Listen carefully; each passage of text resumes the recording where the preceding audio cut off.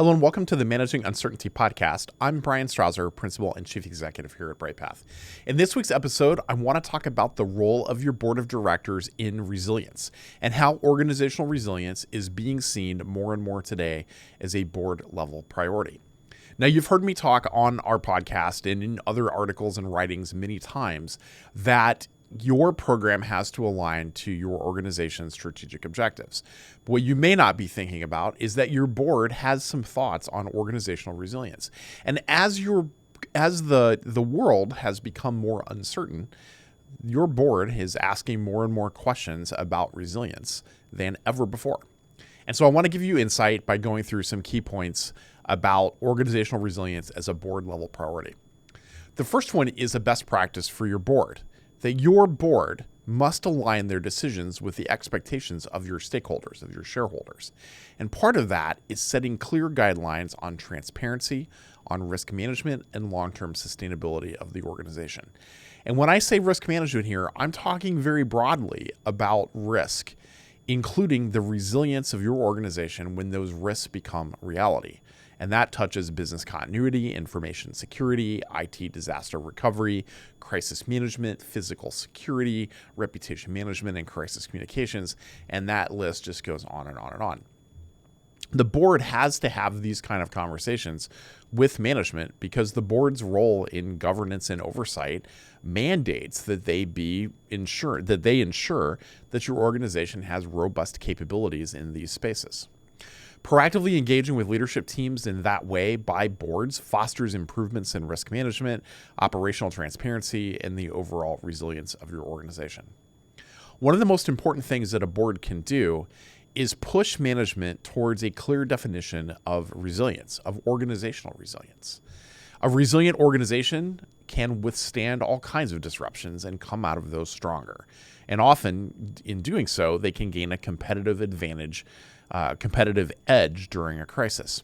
For example, in my days of running a business continuity, crisis management, intelligence program in a Fortune 30 company, one of the things that we did and that we demonstrated to the board was during Hurricane Sandy that we were able to reopen our locations and our distribution channels much more quickly than our competitors, which gave us a multi-million-dollar advantage in revenue because we were open and they were not, but also helped us achieve our mission of serving the community because you could come to our retail stores and buy the things you needed to clean up your home, to get back into the economic life cycle of what was going on in the impacted areas, and not just wait on government to come and clean up the mess that was there.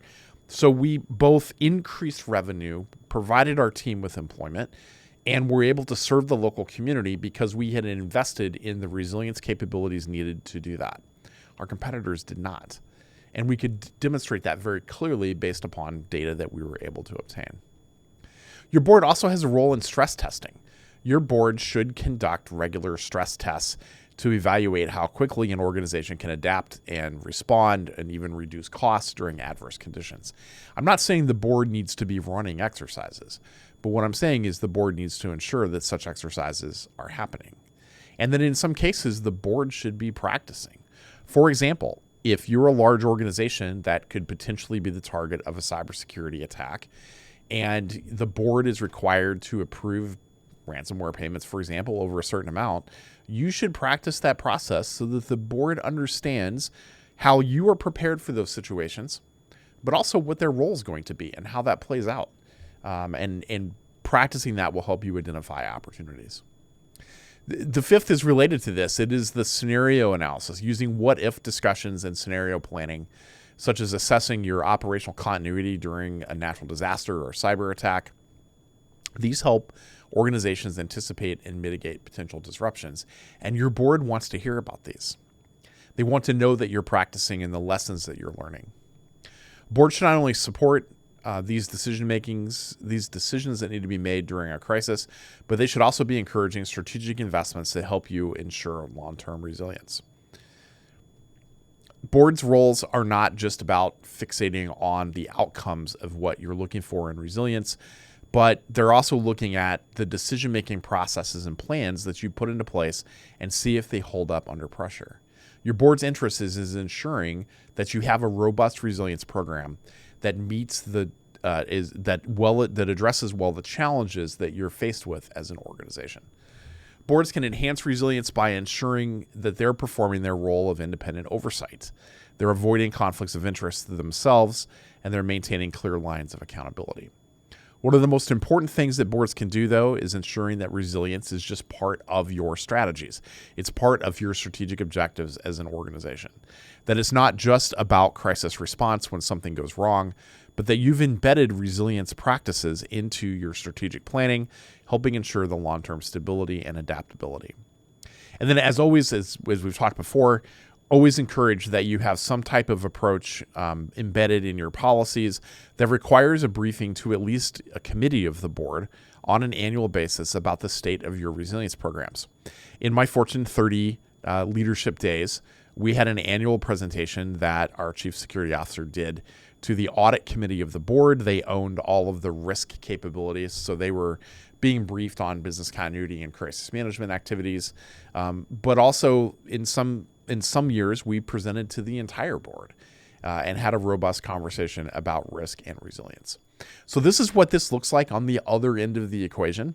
Your role as a resilience leader is to continue to make sure that you are aligning your program and your focuses against the organization's strategic objectives, and that you have things in your policies and practices that provide the board with updates on some type of regular cadence, I would say at least annually.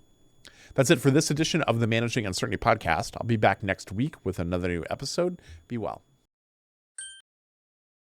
Thanks for watching our video. To learn more about how to manage uncertainty and disruption in your organization, be sure to like, follow, and subscribe to our video channel. And here are a few more videos that we've selected that will help you learn more about business continuity, crisis management, and crisis communications.